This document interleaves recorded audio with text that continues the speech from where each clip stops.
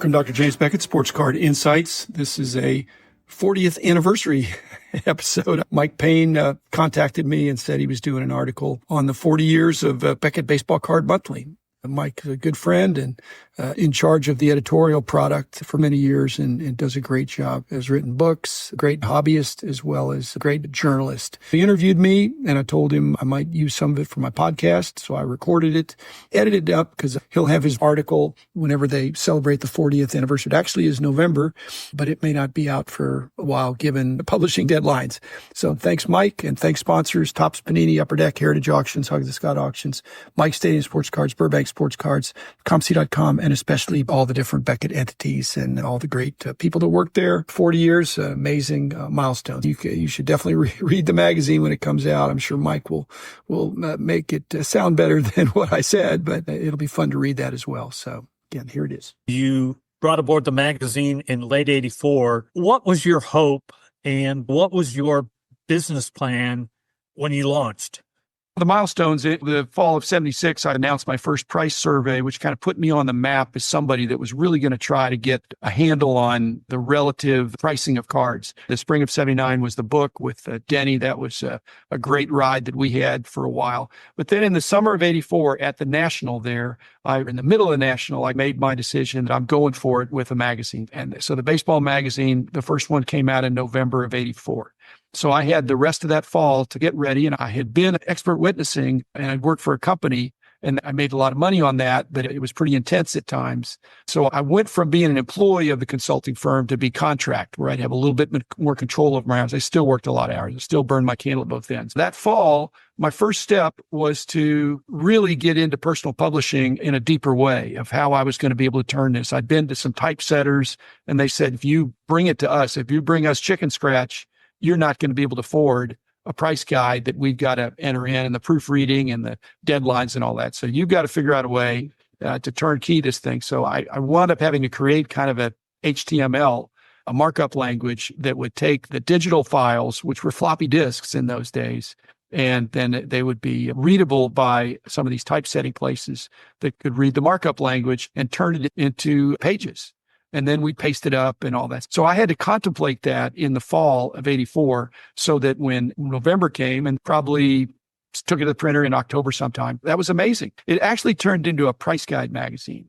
I don't know that was my goal initially to turn it into more of a real magazine that had a really important price guide in the middle, but it was a lot more. I need to really compliment you and the other guys, not that you weren't a hobbyist as well. Our editorial team eventually took it to the next level because the price guide was me, myself, and I in the beginning, and that was fine. But until I started hiring some editors and got some writers. You brought in Pepper. That was a great hire. Was a great hire in many ways. Yep. I had to think a little bit out of the box because he wasn't going to be a price guide guy, but he really, so relational. He brought in some great guys like you and just really off to the races. But yeah, so when the magazine started, it was just a price guide with a color cover that showed some of my cards and tried to give the impression that it was going to be a monthly price guide. And then it became much more as the team filled out. Was that within a year and a half? I didn't make any money for 2 years. So I basically was self-funding it, but I was doing other work on the side. So I don't know which was the side gig because they were both more than 40 hours a week, I think. So I was really burning my candle at both ends, but I couldn't take any money out. I had to put money in. And after 2 years, Mike, I've said this, I never really had goals. I wanted to go in the right direction. And I never doubted that I was going in the right direction. I frankly had customer intimacy, which meant I had been a collector. I'd been a dealer. I knew what collectors and dealers wanted. And I also knew what they needed. And I felt I could fulfill both of those. It wasn't just that they wanted it, they needed it. And I knew that would be the virality of it, is that it would be easy to say, hey, this is working for me. I've got a price guide that's coming out every month. I'm going to be selling in my store. And it's accurate. It's timely.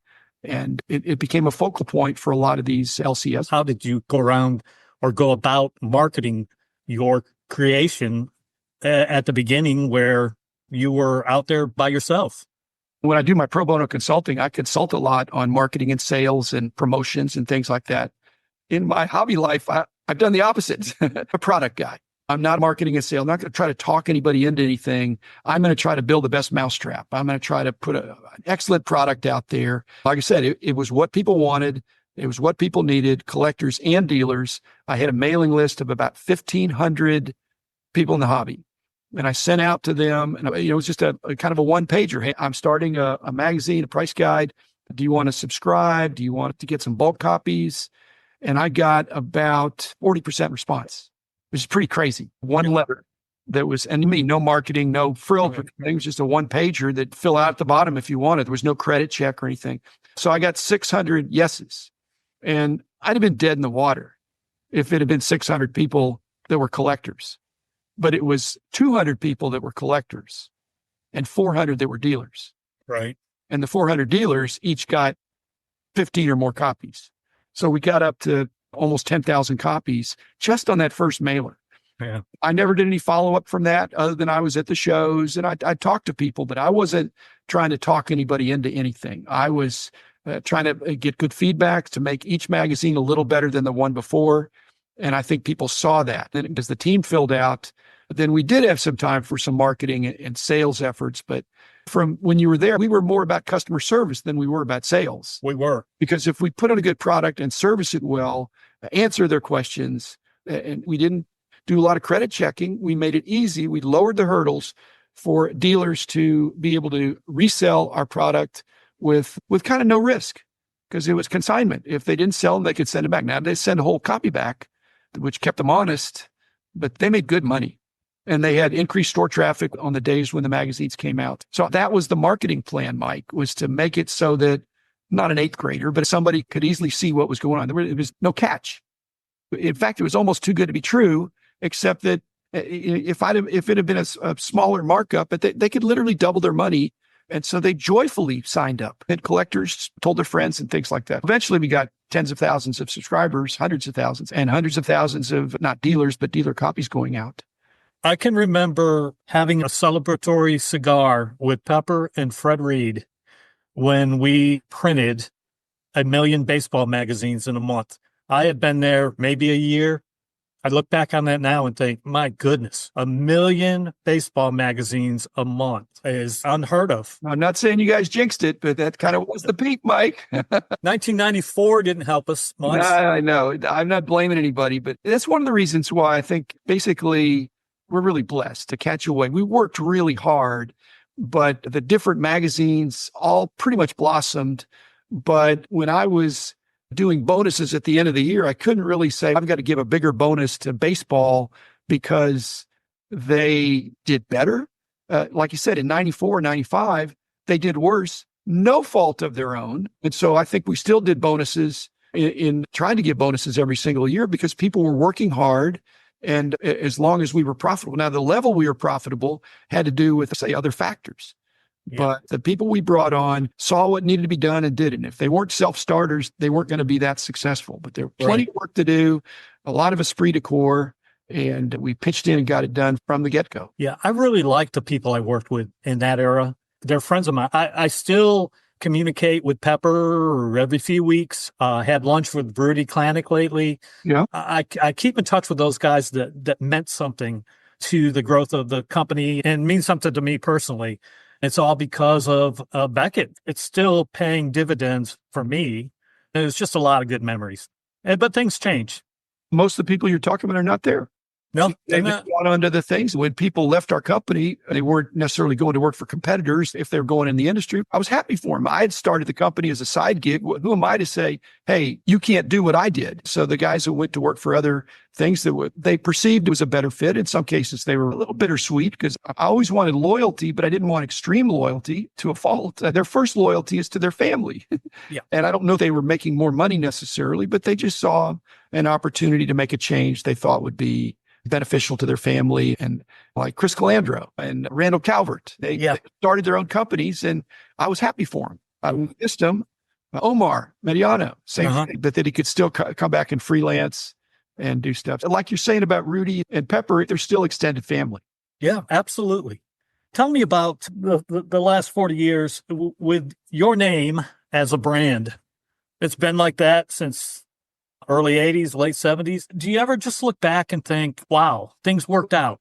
Yeah, I'm on the outside looking in, having very little control over the corporate brand. My own personal brand, I have control over that to some degree. But you have to remember, Mike, I sold 19 and a half years ago, almost 20 years ago. And so that's half of the 40 years I wasn't at the helm. I still want to be a positive influence, and I certainly don't want to mess things up. But you can see that the brand has gone on. It's evolved. In many ways, it's grown based on the strength of the excellent people who were there when I left and a new excellent people that have come. But I've talked in another episode, we had full continuity of leadership and ownership when it was me, the first 20 years. Since then, and you've seen through it, there's been different leadership, and I think most of them have been great, but there have been some missteps that affects the brand. Just want to be helpful. If there is criticism, I want to be privately, constructively criticizing as much as possible, but the brand is still enduring, and I'm proud of that. Yes. Yes. As far as grading, when we introduced grading, I remember sitting in on some conversations with Mark and you and Mike Jasperson, and there was some back and forth about what's this going to look like? How dare we do this? Blah, blah, blah. It turned out being a really great call. Did you struggle with bringing grading aboard at all, or was it just a natural, we're going to do this? I was the holdup. We could have done it 2 years earlier. And that's when I started hearing the stirrings from Mark and others that this is low-hanging fruit. Grant, even some of the sharpest guys, I was the holdup because, again, it's the perception of the conflict of interest. There was nothing illegal we would have been doing. Nobody had ever done that before. PSA, they're a conglomerate now themselves, but in those days, they had done coin grading. They had all the processes and procedures in place. We were price guide guys, and there would just be a lot of moving parts. I didn't know that it would damage the price guide brand because that's how we were known, but it was the right decision. And by 99, I gave the go-ahead. And the guys were so excited. And I was too. We were full speed ahead because through the people you mentioned and Mark Anderson and several others, Dan Hitt, Grant Sandground, those guys, we basically figured out how we could do it in a way that would in no way be a me too. PSA was going stronger in those days. SGC had a foothold, certainly in the pre-war. We didn't want to be a copycat, so we had a number of innovations. I've always wanted to be a market leader. I wanted to be a thought leader. When I could see that those guys came back with something that wasn't a Me Too grading service that would be PSA light or any other kind, it was a better slab, the inner sleeve, the report card, the subgrades, the guaranteed turnaround times, and no upcharges and quantity pricing that made sense. I said, let's go for it. And so we jumped in with both feet and immediately we had success. So the market really appreciated it. And the naysayers, it wasn't as vocal. Maybe it would have been more vocal a couple of years before, but when we did it and the way we did it, we were grading cards all along. When we were pricing cards, you had to take into account the grade of the card or our pricing metrics and pricing databases, and the data reports would have been spurious. Yeah, absolutely. What's the smartest thing you've learned in business? Is there one thing that you take with you every day? Great success when it was me, myself, and I, but I had spectacular success when I hired great people. And I grudgingly did that because I'm not a natural manager. I'd rather do the work than tell somebody about it. And I have learned firsthand how awesome it is to hire wonderful people and let them do their jobs. And that's the lesson in hindsight. I didn't go into it thinking that way.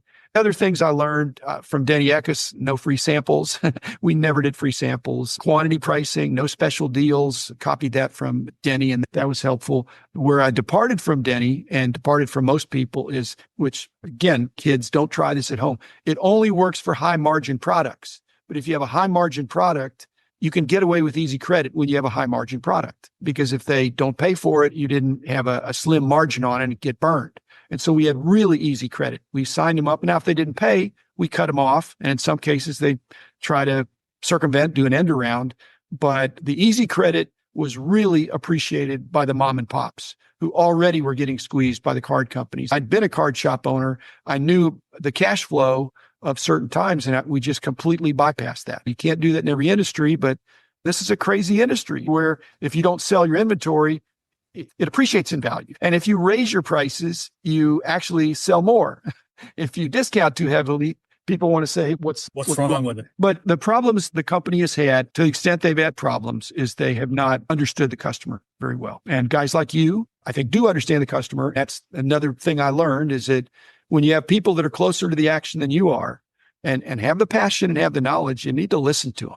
And I did. Maybe I had to make the final call, but it's pretty easy when you've got people out in the field that are aware of what's going on, getting honest feedback from the customers, and they're saying, hey, this is not working, or it would work better if we did. I'd be an idiot if I didn't listen to that. A lot of things we did right the first time, but if we needed to tweak something, we need to be tweaking in the direction that's not a popularity contest. It's just that trying to determine what's right.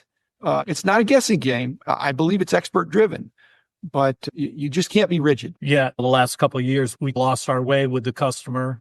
I don't think that's any secret. You're on the inside. You know what's going on. And unfortunately, we had some guys that had been there a while that, like me, that began to be marginalized as dinosaurs. And in the way of moving forward, fortunately and happily, we got out of that regime. And so we're back to where we were, to where we can contribute. But that was our distinctive, and so if a new regime comes in and says, hey, how come everybody else is doing it this way and you're not, we need to do it like everybody else, instead of saying, let's double down on and you would be one of those distinctives, outstanding, and they need to let you shine instead of trying to create something that's cookie cutter. This is not a consumer product. This is a collectible. It needs to be managed that way. Yeah. The man